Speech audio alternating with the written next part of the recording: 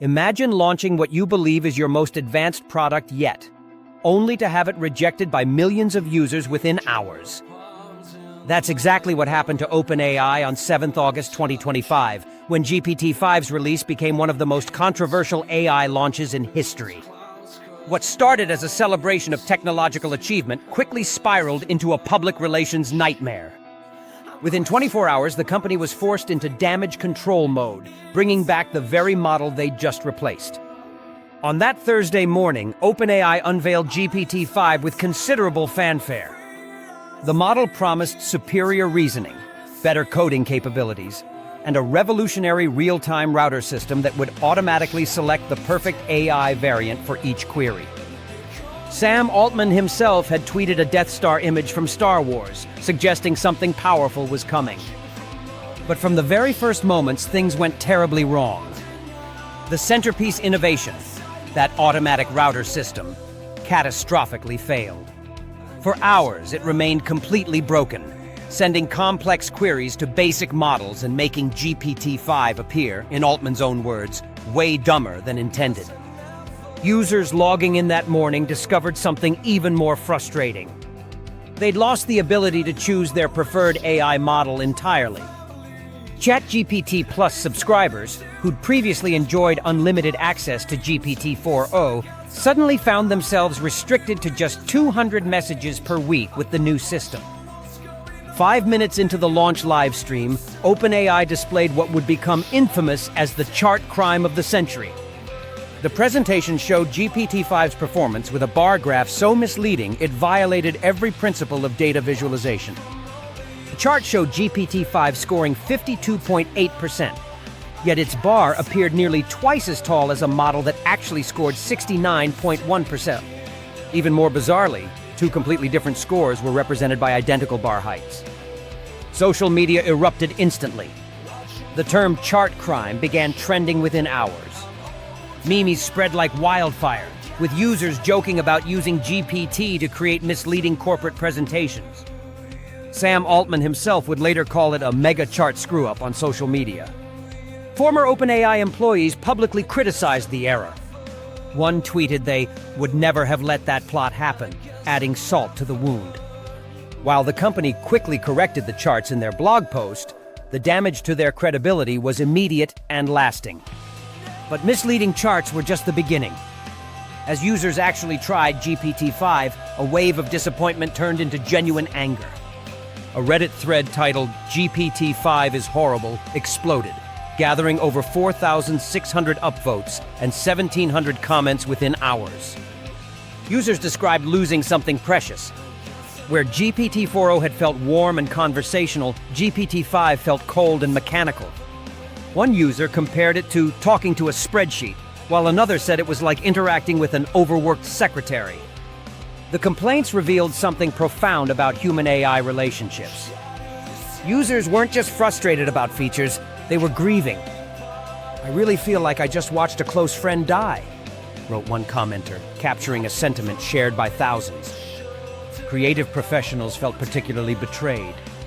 Writers, artists, and content creators who'd relied on GPT-4o's playful personality found GPT-5 giving brief, sterile responses. Where the older model would joke and write whole paragraphs pretending the cat was an alien overlord, GPT-5 offered clinical efficiency. As if emotional disappointment wasn't enough, GPT-5 began failing at basic tasks. Users documented the model miscounting letters in simple words like blueberry. It generated maps of the United States with incorrect state names. Simple algebra problems that GPT-4o handled easily became stumbling blocks. The AI research community took notice. Gary Marcus, a noted AI skeptic, found his inbox flooded with examples of GPT-5's failures. Users began calling it Gary Marcus Day, a darkly humorous acknowledgement that the critics had been proven right. API traffic doubled within 24 hours, causing widespread server errors. Developers trying to integrate the new model faced constant "too many requests" messages. The infrastructure simply wasn't prepared for the surge in usage, or perhaps more accurately, the surge in users desperately trying to work around the problems. Market confidence plummeted in real time. Polymarket prediction odds for OpenAI having the best AI model crashed from 75% to just 14% during the launch demonstration itself. Sam Altman moved quickly, hosting a Reddit AMA the very next day. His opening statement was remarkably candid. We for sure underestimated how much some of the things that people like in GPT-4o matter to them, even if GPT-5 performs better in most ways. The admissions kept coming. Altman revealed they'd had a SEV, tech industry slang for a severe incident. He acknowledged the router failure made GPT-5 seem way dumber than it actually was. He blamed human error and team fatigue for the chart fiasco. Most significantly, he made 3 immediate promises. GPT-4o would return for Plus users. Rate limits would double to 400 messages per week. Model selection would become more transparent. But buried in his responses was perhaps the most important admission. Altman acknowledged that users had formed attachments to AI models that felt different and stronger than the kinds of attachment people have had to previous kinds of technology. By mid-August 2025, most technical issues had been resolved. The router was fixed, GPT-4o was accessible again, and rate limits had been adjusted. OpenAI even introduced personality options: cynic, robot, listener, nerd, attempting to address the coldness complaints. Yet the incident had revealed something fundamental about the future of AI development. Technical benchmarks alone weren't enough anymore. GPT-5 had achieved 94.6% on advanced mathematics tests. It had reduced hallucinations by 45%. Its coding capabilities impressed professional developers. None of that mattered to users who'd lost their creative companion. The model that helped them write stories, brainstorm ideas, or simply provided conversational warmth had been replaced by something that felt like enterprise software.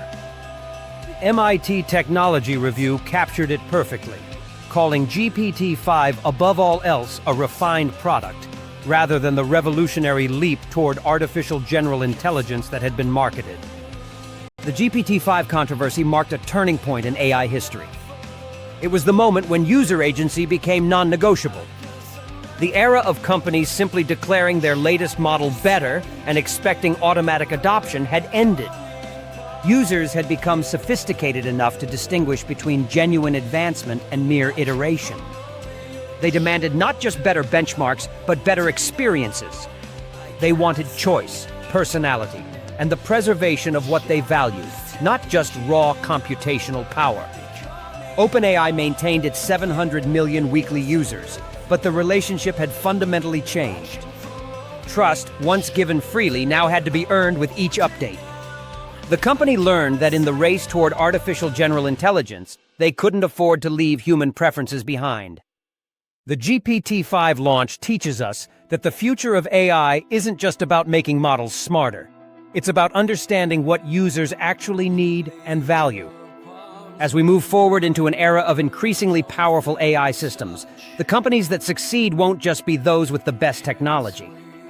They'll be the ones who remember that behind every API call, every chat message, and every creative prompt, there's a human being seeking not just answers, but connection. The GPT-5 controversy wasn't just a technical failure. It was a reminder that in our rush toward artificial intelligence, we must never forget the importance of genuine understanding.